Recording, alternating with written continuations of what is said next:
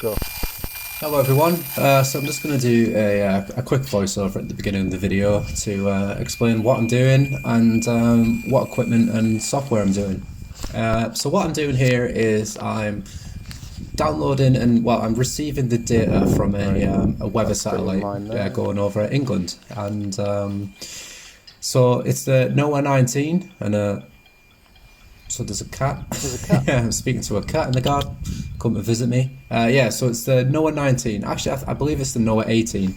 It's just passing overhead, almost straight overhead. And that's sending down data as it scans the landscape and scans the clouds and the sea. I received that data, and the program to the right on the screen is called WX to image, and that converts the data into an actual image, just like a scanner printer does at home. It takes it, prints it out so you can see it. The program on the left is SDR++, and that's free to download. I'll put that in the description. And that's just an SDR receiver, so you can receive FM stations. Keep away from that wire. And other frequencies like that. It's got an included server in it, so you can use the server to engage with other programs on the computer. And I've engaged it with a program called gpredict, and it displays satellites, what is going to be overhead, and it changes the frequency on SDR++ as the Doppler shift changes on the frequency of the satellite. So yeah, you connect all that up, and as the satellite goes over, the frequency is going to slightly change. But it will, for this particular satellite, it will be around 137.910, 915 megahertz. So you can manually change it if you've got a HT. It's going to be a little bit higher as it comes towards you, a little bit lower as it goes away from you. Is it incline, decline? I'm not really sure about the whole space apogee terms and everything. So yeah, that changes the frequency with gpredict connected into SDR++, and that is all connected to the antenna through a dongle called the Newelec SDR. There's many different ones, but I use that one because it's the best that I found for me. The antenna that I've got there is a homemade Yagi antenna. I was interrupting myself there, that was weird. Over, I guess, the tree and the power lines, it'll be a lot stronger signal as well. Yeah.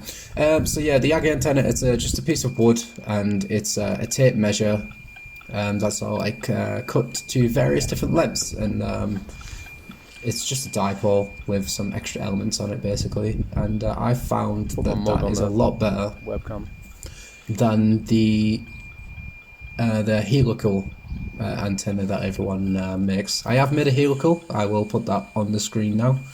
But the tape measure antenna that I started out with, I'll put that on the screen now as well.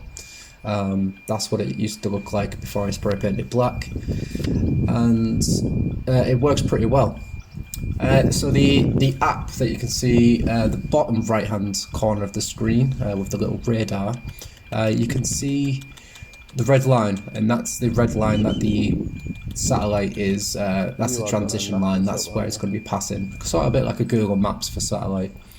And the little yellow dot that I'm trying to keep near the red dot is, the yellow dot is the satellite, and the red dot is where I'm trying to point the antenna. I've got the phone sat on the piece of wood in my right hand, keeping it in line with the antenna and just trying to keep that dot onto the satellite.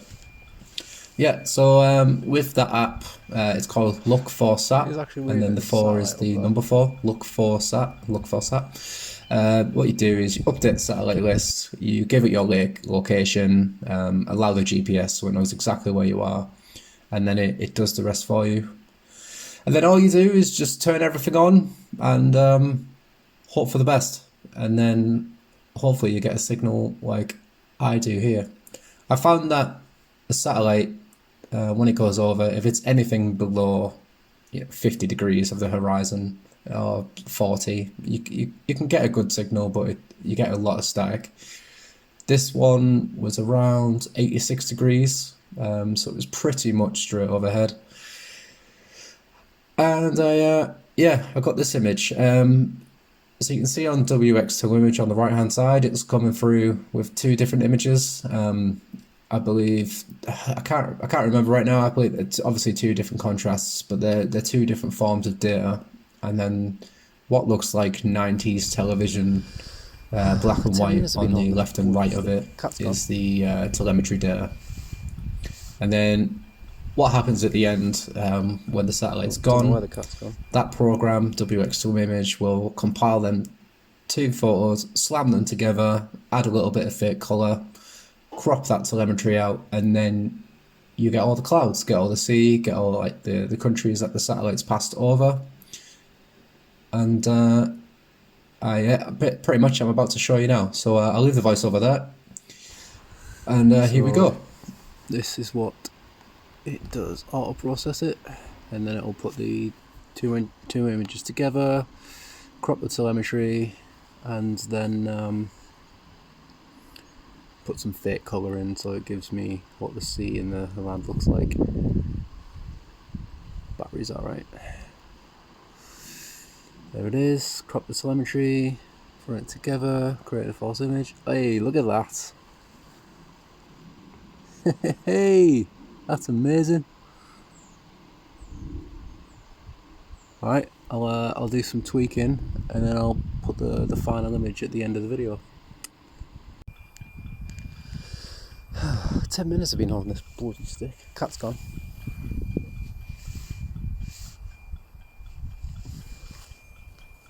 Don't know where the cat's gone.